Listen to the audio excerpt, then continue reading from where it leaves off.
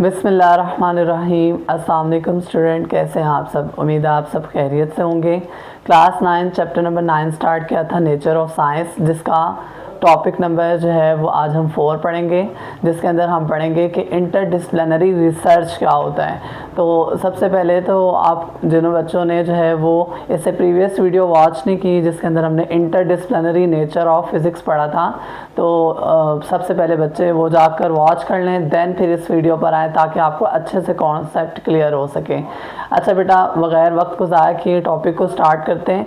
Interdisciplinary research क्या होता है, मैं आपको इसको बहुत आसान तरीके से समझाता हूँ कि हमारे पास देखें मुख्तलिफ़ किस्म के सब्जेक्ट या फील्ड्स, मुख्तलिफ़ किस्म के सब्जेक्ट या फील्ड्स के जो साइंसदान हैं जब मिलकर इकट्ठे किसी भी मसले की तहकीक या उस मसले के हल के लिए इकट्ठे होकर काम करते हैं तो उसे हम इंटरडिसिप्लिनरी रिसर्च कहते हैं। ठीक है, फॉर एग्जांपल जैसे फ़िज़िक्स, केमिस्ट्री, कंप्यूटर साइंस, उसके अलावा ठीक है बायोलॉजी, इन सब के एक्सपर्ट माहिरीन जो हैं वो जब मिलकर इकट्ठे होकर काम करते हैं तो हम उसे इंटरडिसिप्लिनरी रिसर्च करते हैं। ठीक है, ऐसी रिसर्च जिसके अंदर बहुत सारे साइंसदान, मुख्तलिफ़ फील्ड्स के साइंसदान मिलकर उस मसले की तहकीक करें और फिर उस मसले का हल निकालें, तो उसको हम क्या कहते हैं, इंटरडिसिप्लिनरी रिसर्च कहते हैं।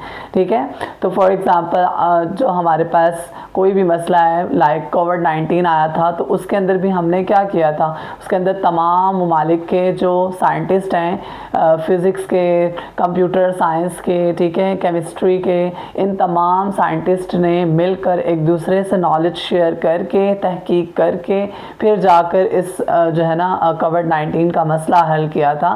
ठीक है, इसकी अद्वियात तैयार हुई थी, वैक्सीन तैयार हुई थी, तो इसी सारे प्रोसीजर को हम इंटरडिसिप्लिनरी रिसर्च कहते हैं। ठीक है, तो हमारे पास अगर इसका इंट्रोडक्शन देखें तो हमारे पास देखें कि आज के जो मसाइल हैं वो बहुत ज़्यादा पेचीदा हो चुके हैं। ठीक है, आज जो हमारे मुल्क के ये जो बीमारियों के कोई भी मसाइल हैं तो वो बहुत ज़्यादा कॉम्प्लेक्स हैं। ठीक है, बहुत ज़्यादा पेचीदा हैं, बहुत ज़्यादा मुश्किल हो गए हैं, तो एक सब्जेक्ट का अकेले उस मसले को हल करना बहुत मुश्किल हो गया है।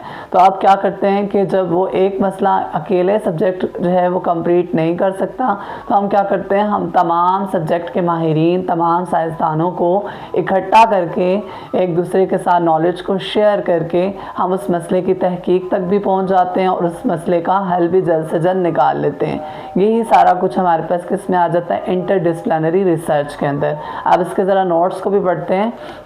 तो हमारे पास देखें, interdisciplinary research is a type of research in which experts from different fields work together to solve a problem or answer a question। ठीक है, इंटरडिसिप्लिनरी रिसर्च एक ऐसी रिसर्च है जिसके अंदर तमाम मुख्तलिफ शोबों के एक्सपर्ट माहिरीन वर्क करते हैं इकट्ठा। ठीक है, इकट्ठे होकर वर्क करते हैं किसी भी प्रॉब्लम का किसी भी मसले का हल निकालने के लिए या उस क्वेश्चन का आंसर देने के लिए। इसको हम क्या कहते हैं, इंटरडिसिप्लिनरी रिसर्च। जैसे for example chemist, biologist and computer scientist में work together on the same project. जब ये तमाम माहिरीन इकट्ठे होते हैं, एक प्रोजेक्ट पर काम करते हैं, तो उस मसले का हल भी निकल आता है। ठीक है, उसके अलावा अगर हम इसका इंट्रोडक्शन देखें, the collaboration and the interdisciplinary research of science are essential for solving today complex challenges. आजकल के जो हमारे मुश्किल किस्म के जो मसाइल हैं जिससे हम फेस करें, उसको जो है वो हमारे लिए सॉल्व करना बहुत ज़रूरी है।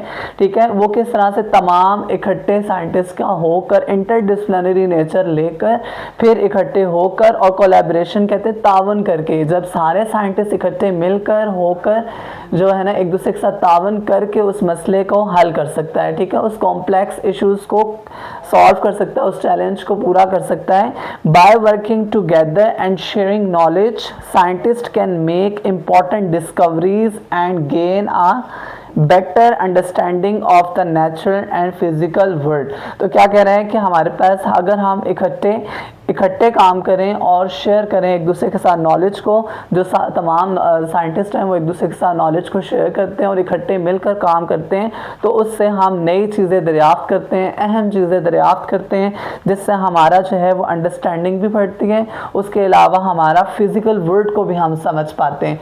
तो कि जिस बच्चे ने इसका स्क्रीनशॉट लेना है वो ले लें।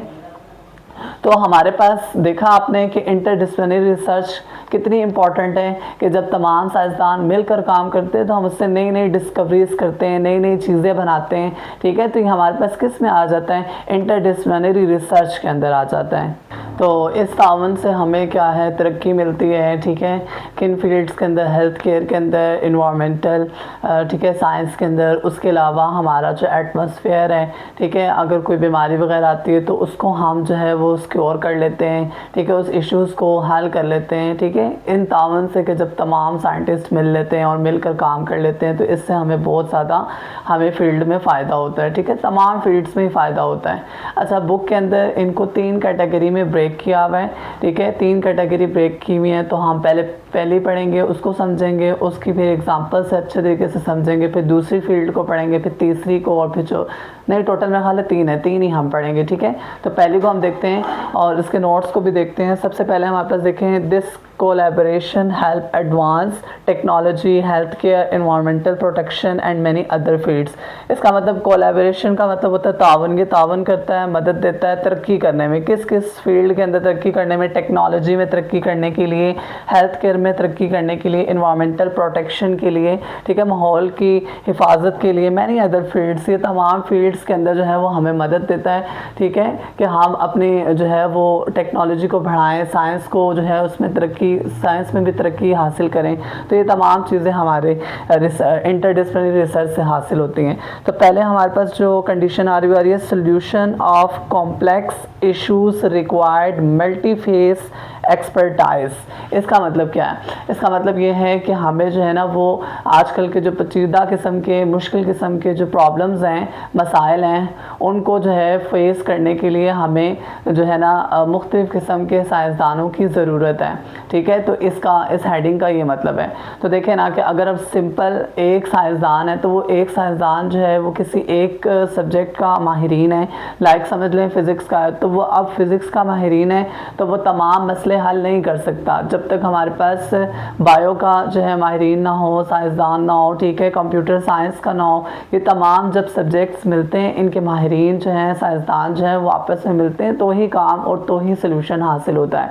तो फिर ये अकेला तो काम नहीं कर सकता, एक साइंसदान तो पूरी दुनिया के मसले को तो नहीं हल कर सकता। तो इसलिए हमें तमाम जो है वो साइंसदानों को मिलाकर फिर मसला हल करना पड़ता है। ठीक है, तो इसके एग्जांपल कुछ इस तरह है, जैसे क्लाइमेट चेंज है, तो जो आबो हवा है उसका चेंज, अगर आबो हवा में कोई मसला आता है, कोई तब्दीली आती है, तो वो एक साइंसदान नहीं बता सकता। उसके लिए हमें क्या करना पड़ता है, हमें ओशनोलॉजी को भी पढ़ना पड़ता है, मेट्रोलॉजी को भी पढ़ना पड़ता है, फिज़िक्स को भी पढ़ना पड़ता है, केमिस्ट्री को भी, बायो को भी।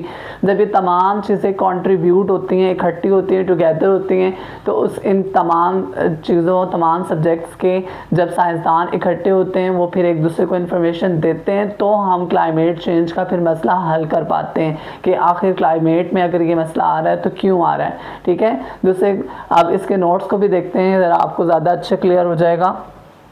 Many real world problems are too complex for single field to solve alone। तो कह रहा है कि बहुत सारे रियल वर्ल्ड के जो मसाइल हैं, मसले हैं, वो बहुत मुश्किल मसले हैं। ठीक है, कॉम्प्लेक्स किस्म के मसले हैं, तो वो एक सिंगल फील्ड जो है वो अकेला जो है, ये एक शोबा जो है अकेला वो इसको कभी भी सॉल्व नहीं कर सकता, उस प्रॉब्लम को सॉल्व नहीं कर सकता। तो फॉर एग्जांपल जैसे उसने बताया क्लाइमेट चेंज, जैसे एक आबो हवा का तब्दील होना है, तो understanding and addressing climate change required knowledge from। ठीक है, तो क्या कह रहा है कि अंडरस्टैंडिंग, मसले को हल समझने के लिए और उसको पहचानने के लिए क्या करना पड़ता है, क्लाइमेट चेंज को ज़रूरत होती है नॉलेज की। किस किस की, मेट्रोलॉजी की, ओशनोलॉजी की, फ़िज़िक्स की, केमिस्ट्री की, इन तमाम फील्ड्स की ज़रूरत होती है। Each field contribute important information and making possible and solve problem. ठीक है, है। तो ये तमाम जो फील्ड्स हैं फिर आपस में कंट्रीब्यूट करते हैं, कंट्रीब्यूट करने के बाद एक दूसरे के साथ इंफॉर्मेशन शेयर करते हैं, शेयर करने के बाद फिर हम उसका क्या करते हैं, हल निकालते हैं, उस मसले का हल निकाल लेते हैं। तो मतलब इवन के सिंगल आप जो अगर आप कहें कि एक फील्ड जो है वो काम कर ले, तो एक फील्ड कभी भी अकेला काम नहीं कर सकती। दूसरी एग्जांपल की तरफ चलते हैं। अगर अब हम दूसरी एग्जांपल देखें तो हमारे पास है कोविड-19। तो आपने देखा है कि कोविड-19 जब आया था तो उस वक्त कितनी ज़्यादा बीमारी फैल गई थी और फिर उसके बाद कितने लोगों की डेथ हुई। तो ये किस तरह से कंट्रोल हुआ, ठीक है, इसकी वैक्सीन कैसे तैयार की गई थी। तो ये तमाम वबा जो थी इसको कंट्रोल करने के लिए हम लोगों ने physics, biology, chemistry, computer science, ठीक है, ये तमाम जो फील्ड्स हैं इनके साइंटिस्टों ने, साइंसदानों ने मिलकर क्या किया कि फिर एक दूसरे के साथ इंफॉर्मेशन शेयर की थी। उसके बाद जाके एक दूसरे के साथ ख्यालात को बांटा, फिर जाकर ये जो है इस बीमारी को कंट्रोल किया गया और इस बीमारी से छुटकारे का रास्ता हासिल किया गया। तो चलें इसकी दूसरी एग्जांपल को भी देखते हैं, इसके नोट्स भी रीड कर लेते हैं। दूसरी एग्जांपल हमारे पास कोविड-19 है। The covid pandemic required the combined efforts of experts in.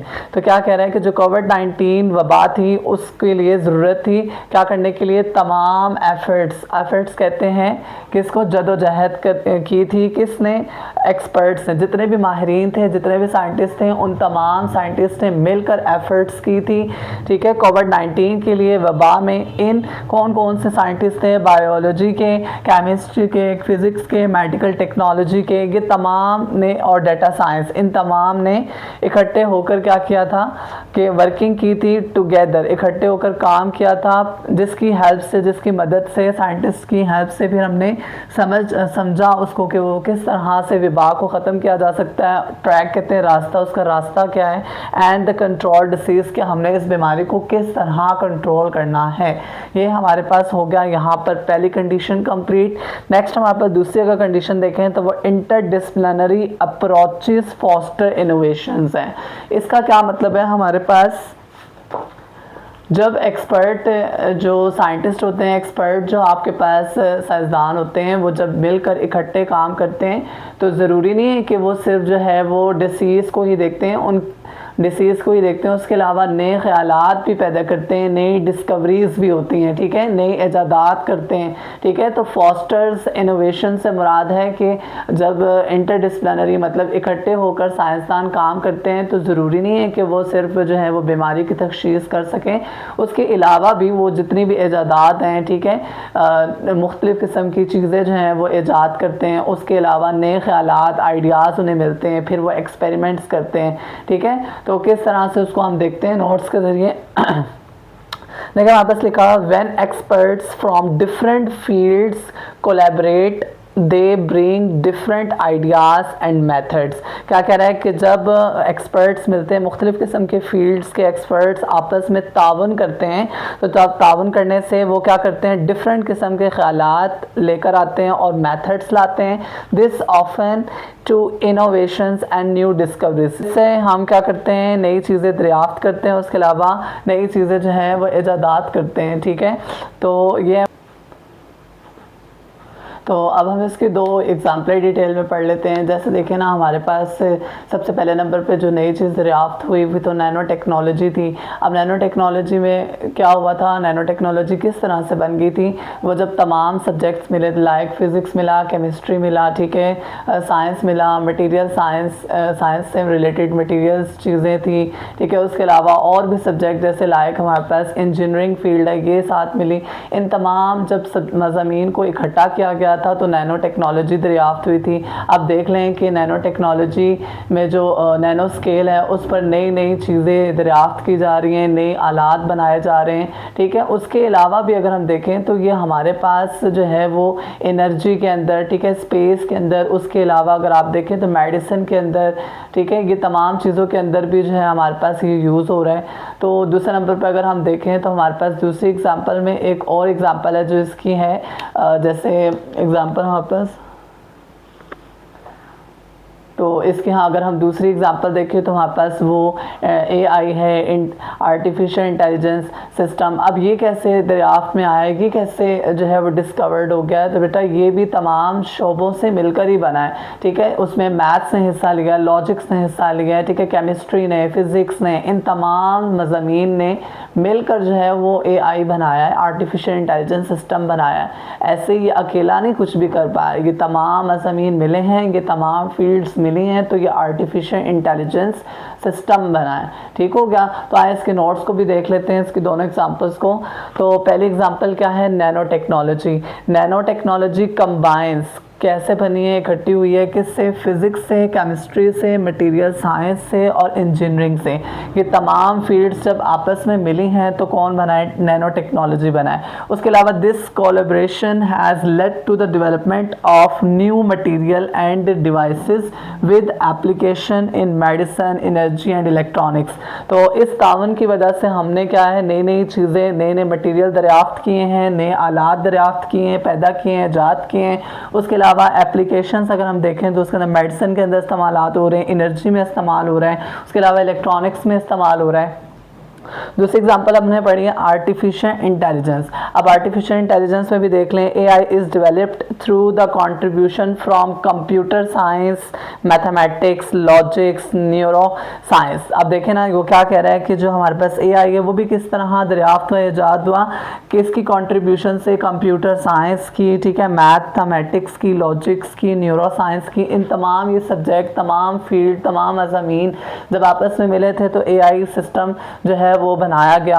This collaborations among these field has led to intelligent system and advance technologies. क्या कह रहा है कि ये तमाम ताउन जो है जब एक साथ हुआ, इन तमाम फील्ड्स का ताउन इकट्ठा किया गया, ताउन से काम किया गया तो इंटेलिजेंट सिस्टम बना, और उसके अलावा हमने और एडवांस तरक्की हासिल की। तो ये चीज़ें हमारे पास आप देखेंगे, दो बेस्ट एग्जांपल्स थी, ठीक है। दूसरी कंडीशन के लिए अब हम चलते हैं तीसरी कंडीशन की तरफ, उसको देखते हैं कि उसमें हमारे पास क्या कह रहे हैं। तो अगर अभी हम तीसरा देखें तो हमारे पास तीसरा क्या है, rapid sharing of knowledge and information across the globe. तो क्या कह रहे हैं कि अब जो है साइंटिस्ट क्या करें, एक तो पहले तो हमारे पास जो है पुराने ज़माने में इतने आलात नहीं थे, ठीक है, कोई ज़राए नहीं थे, कोई डिवाइसेस नहीं थी कि इंफॉर्मेशन जो है वो एक जगह से दूसरी जगह पहुंचा दी जाए। तो आज अगर आप देख लें तो डिस्कवरीज़, टेक्नोलॉजीज़ की वजह से इतने सारे डिवाइसेस आ गए हैं कि एक जगह से दूसरी जगह जो है इंफॉर्मेशन रैपिडली जो है वो शेयर्ड हो जाती है। तो अब क्या होता है कि हमारे पास ये जो हमारे पास ताउन है ना इंफॉर्मेशन शेयर करने का, ठीक है, एक जगह से दूसरी जगह, ये बहुत बड़ा ज़रिया हमारी टेक्नोलॉजी की तरक्की का।